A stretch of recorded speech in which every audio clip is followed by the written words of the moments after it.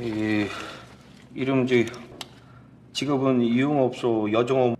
애당초 범인은 사체를 감추려는 의도가 없는 게 아닐까. 마치 토막내기 전의 모습처럼.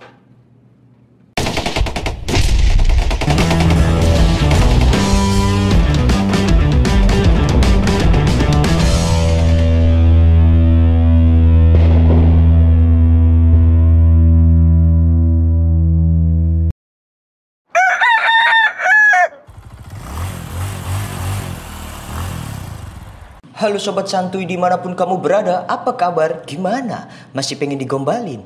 Aku rela kok jadi lilin dalam hati kamu, asalkan kamu yang jadi babinya. Ho ho ho ho.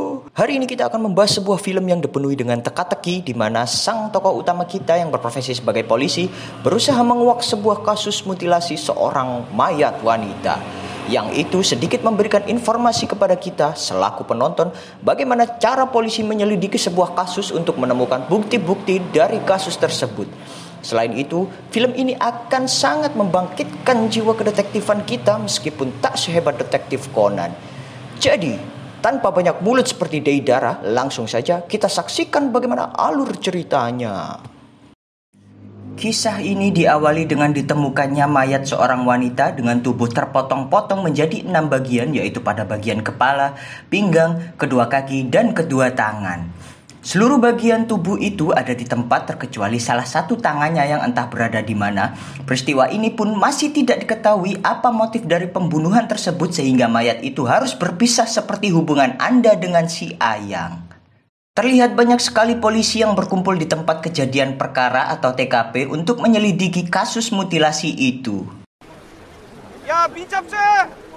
Di dalam TKP tersebut kita dipertemukan dengan sang tokoh utama yaitu Detektif Min yang saat itu sedang melarang warga setempat untuk tidak menerobos garis batas yang berwarna kuning itu dengan tujuan agar tidak mengganggu proses penyelidikan. 뒤로 좀 가시라고요, 아저씨. 라인 치고 있잖아요. Kemudian tiba-tiba ada salah satu warga dengan cuek memasuki garis batas warna kuning itu dan Detektif Min pun menegurnya dengan etika yang sangat sopan dan sangat-sangat lemah lembut dengan berkata, "Loh, garis kuningnya kok diterobos? Bapak gak punya akhlak ya?" Dan ketika orang itu melihat Detektif Min, ternyata dia adalah Kang yang dimana ia sudah tidak mau memfataliti musuhnya dan beralih profesi menjadi seorang profesor dengan sebutan Profesor Kang. Tidak pakai Liu. Profesor Kang ini dulu pernah mengajar Detektif Min di Akademi Kepolisian. Dari pertemuan itu, Profesor Kang pun sangat pangling dengan Detektif Min karena dulu ia adalah seorang wanita culun berkacamata tebal yang bisa jadi dia adalah wibu pecinta One Piece. Singkat cerita, mayat wanita itu dibawa ke ruang otopsi oleh Profesor Kang untuk menganalisa penyebab kematiannya yang kala itu sang profesor sangat menyayangkan mayat itu harus membusuk. Padahal wanita itu memiliki bentuk rambut kemaluan sempurna, perut yang rata, dan yang tidak kalah penting ujungnya berwarna pink. Aduh, Pak Profesor, Pak Profesor. 참 안타깝네. 선홍빛 유두 단서지. Setelah mayat itu diotopsi, kemudian diadakan sebuah meeting di ruangan kepolisian untuk mendiskusikan mengenai hal tersebut. 골절에 의한 뇌 손상으로 보여집니다. 범인이 사체를 훼손시킬 때 Dari semua hasil otopsi itu, Profesor Kang berkesimpulan bahwa kemungkinan wanita itu dibunuh oleh pelaku dengan cara memukul bagian kepalanya dan pemukulan itu dilakukan di atas gundukan pasir yang kemudian memutilasinya di laut dengan tujuan untuk membersihkan darahnya. 서서 내리 쳤던가. Kemudian Detektif Min menanggapi kesimpulan profesor dengan mengatakan ada sebuah proyek pembangunan di PT 2 Seong Concret yang memungkinkan di sana ada gundukan pasir yang digunakan untuk proyek pembangunan. Dan pembangunan itu memang didirikan tepat di pesisir pantai yang memungkinkan pembunuhan itu dilakukan di sana. Dari hasil diskusi tersebut, pimpinan kepolisian memerintahkan para polisi untuk mendatangi proyek pembangunan tersebut untuk memeriksanya. Ketika pemeriksaan tersebut tidak membuahkan hasil, tiba-tiba para pegawai proyek berlarian ke atas gundukan semen dan ternyata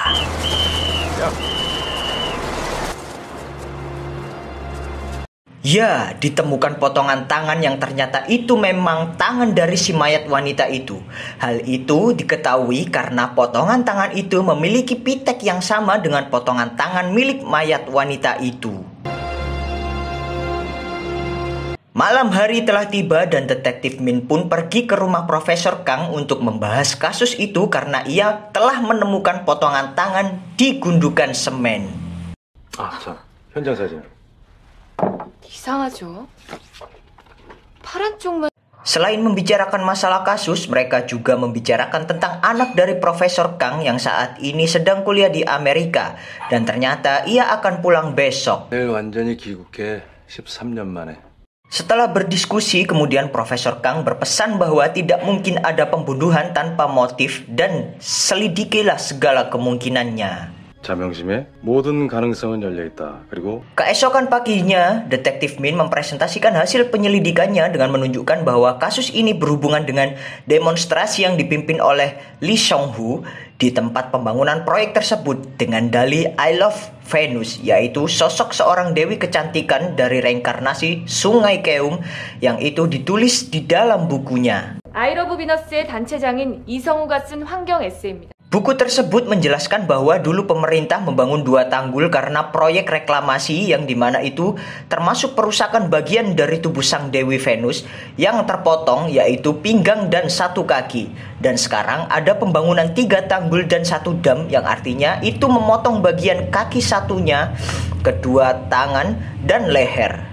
Hal tersebut dianggap merusak keindahan tubuh sang dewi dan bermaksud menghukum orang-orang yang melakukan itu. 당신의 아름다운 몸이 저는 그 어리석은 자들을 Hal ini diperkuat dengan adanya jejak kaki dari Lee Song-hu di tempat pembunuhan yang ukurannya sesuai dengan cirinya, yaitu kaki dan tongkatnya. Artinya, potongan jasad tersebut sesuai dengan Dewi Venus yang ada di buku yang ditulis oleh Lee Song-hu. Dari presentasi yang dilakukan Detektif Min, pimpinan kepolisian langsung memerintahkan untuk menemui Lee Song-hu untuk diinterogasi. 여기 이성우 씨예요? 절 잡으러 오셨어요? Setelah ditanyai ini itu, akhirnya Lee Song-hu mengakui bahwa memang dirinya lah yang melakukan pembunuhan itu. 지팡이 위치까지도요. 범인 잡으셨어요. Di sisi lain, Profesor Kang yang berada di bandara untuk menemui anaknya, tiba-tiba 이성호 씨? ya, ada seseorang entah siapa yang terpenting dia bukan Tomcat atau sejenis serangga lainnya, di mana orang itu memberikan foto anaknya yang sedang disandra. Mengetahui hal tersebut, ia sontak berlari ke mobil dan menelepon polisi yang ternyata pelaku sudah ditemukan. Mengetahui hal tersebut, ia langsung mendatangi pelaku yang ternyata sudah menyambut kedatangannya. 안녕하세요. 우리 혜원이 어딨어? 공항까지 갈 필요 없었는데. 왜 이렇게 늦으셨어요?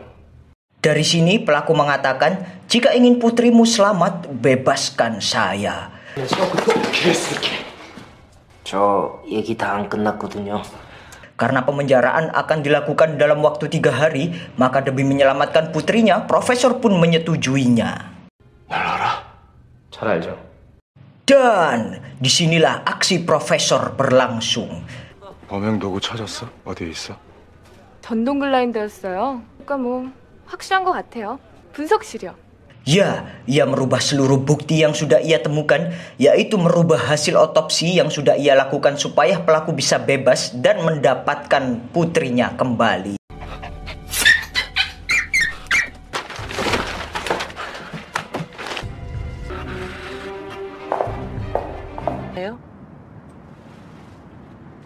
그런 몸으로 범행을 저질렀다는 게 Barang bukti gergaji yang digunakan untuk memutilasi mayat wanita itu, yang di situ terdapat bercak darah diganti dengan darah anjing.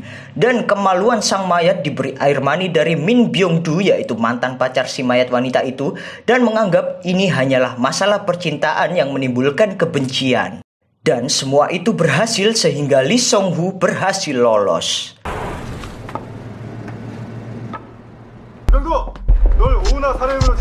Karena perjanjian ini sudah dilaksanakan, maka Profesor menagih putrinya yang sedang disekap, yang ternyata sebenarnya ia sudah dibunuh.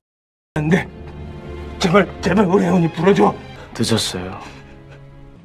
Ketika profesor ingin mengangkat jasad anaknya, ternyata tubuhnya tidak ada. 우리 혜원이. Dan yang sangat mengejutkan sekali adalah ternyata mereka membunuh dua wanita, yaitu seorang pelacur dengan anak sang profesor.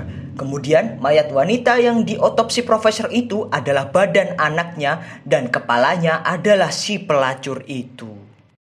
Dan satu lagi, pembunuhan tersebut dilakukan karena itu adalah motif balas dendam kepada sang profesor yang dulunya pernah membuat kesaksian palsu tentang hasil otopsi dan menuduh seorang gadis kecil sebagai pelacur yang itu adalah adik Lee Song-hu.